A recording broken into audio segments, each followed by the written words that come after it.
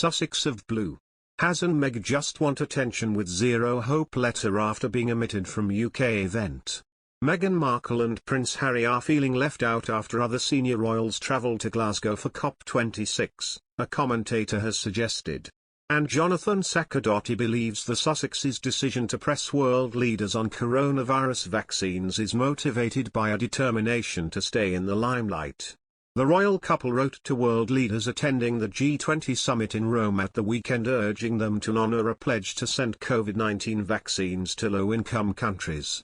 Mr. Saccardotti, a regular commentator on Sky News as well as a contributor to The Spectator, said, "I think it was significant in terms of the timing, in the same way that everything Meghan and Harry do is significant in terms of the timing. Which is to say they won't let a single opportunity for attention and publicity pass them by, and I think COP26 is one of those opportunities." He told Express.co.uk, the royal family were meant to be there in force. Of course the Queen unfortunately had to cancel her appearance and speech at the opening, but the fact that the royal family dedicated so much effort to the conference shows how important it was not just to them but to the country. And I think that Meghan and Harry would have felt very much left out, and that's probably one of the moments when they would most have missed the side of royal duties that comes with being a working royal. While the couple may have felt liberated after leaving their lives as working royals and relocating to California, Mr. Saccardotti suggested there are elements they miss.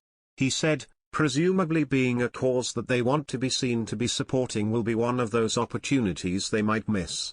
So they haven't missed it, they've put their names to this letter.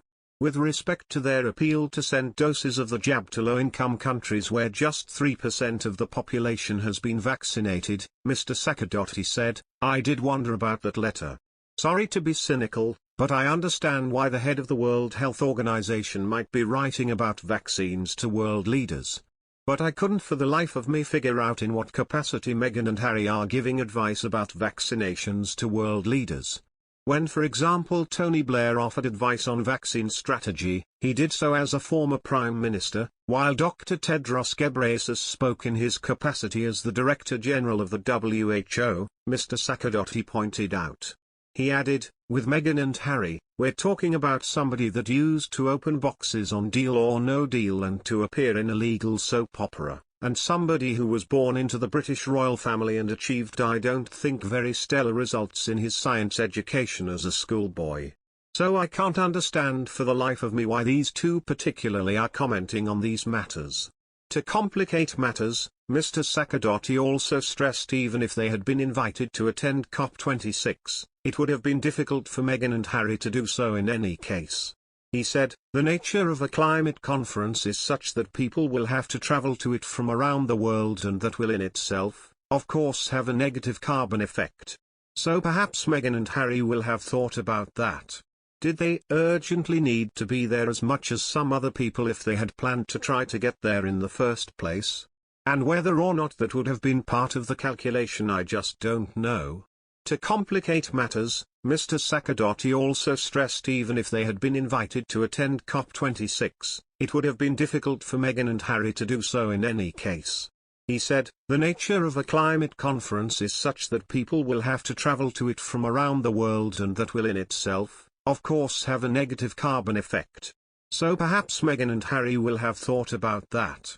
Did they urgently need to be there as much as some other people if they had planned to try to get there in the first place? And whether or not that would have been part of the calculation I just don't know.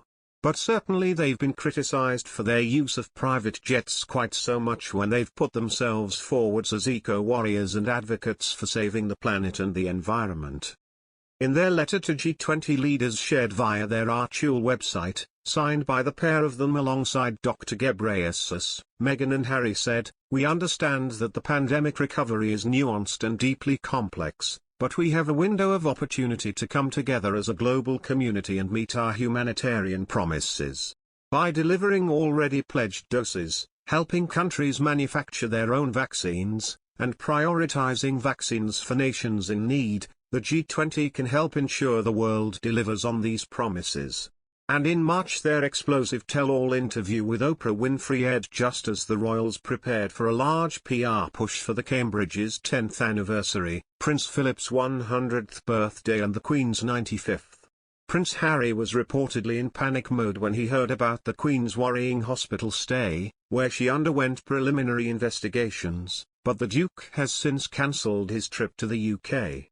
Plus, sources say it's very unlikely that the couple will christen Lilibet at Windsor Castle, instead opting to stay in California. While the Fab Four gear up for more engagements in Her Majesty's absence, Harry and Meghan have invested in ethical banking and signed deals with media giants Netflix and Spotify.